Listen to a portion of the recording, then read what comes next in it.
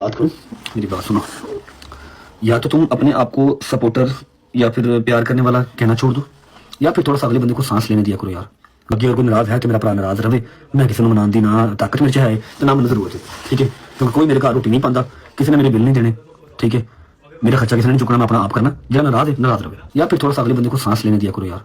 जिंदगी इतनी मुश्किल है नहीं है जितनी मुश्किल हम लोगों ने खुद ही बना ली है। हम लोगों ने खुद ही इतनी मुश्किल बना ली है जितनी वो है नहीं है।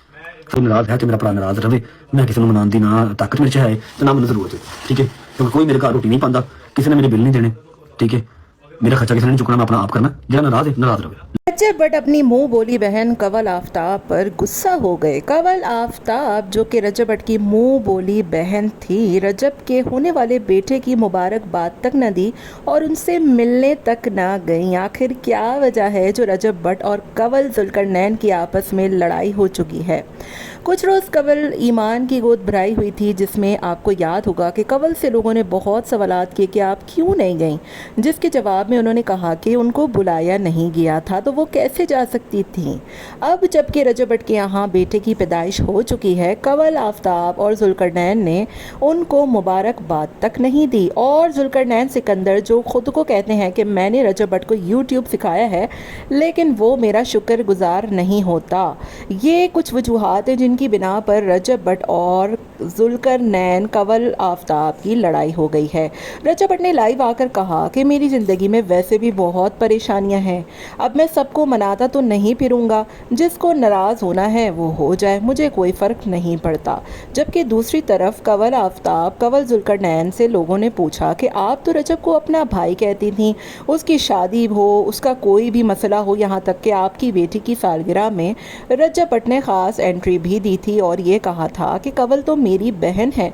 अब जब रजब बट इतनी मुश्किल में है, प्रॉब्लम में है, तो आपने रजब बट के बारे में कोई बात तक नहीं की, ना ही कुछ कहा कि वो उसको अल्लाह ताला उसकी परेशानियां दूर कर दे, ना उसके बेटे की मुबारकबाद। हाँ, जब ईमान से की गोद भराई थी, हालांकि उस गोद भराई में कोई भी यूट्यूबर नहीं था, सारे के सारे फैमिली मेम्बर्स थे, तो फिर कंवल का क्या काम था वहाँ पर। लेकिन उसके बावजूद कंवल को ये बात बहुत बुरी लग गई कि ईमान की गोद भराई में कंवल को क्यों नहीं बुलाया गया, और ये वजह है कि उसने उसके बेटे की मुबारकबाद तक नहीं दी। इसीलिए कहते हैं कि सोशल मीडिया बड़ा ही फेक है, यहाँ पर कोई आपका सगा नहीं होता, यहाँ पर कोई आपका अपना नहीं होता। कंवल आफ्ताब और जुल्करनैन ने तो डकी को भी मुसीबत में देखते हुए डकी के लिए भी आवाज़ नहीं उठाई।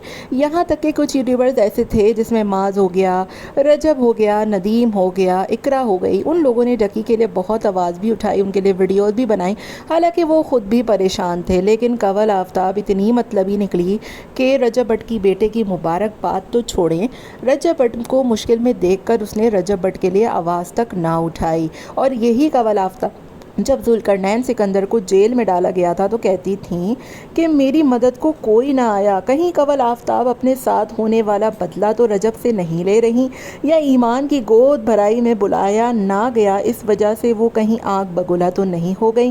बहरहाल रजब बट ने भी कह दिया है कि कल को जो मुझे मुंह बोला भाई कहते थे, आज वो मुझसे बात भी करना पसंद नहीं करते।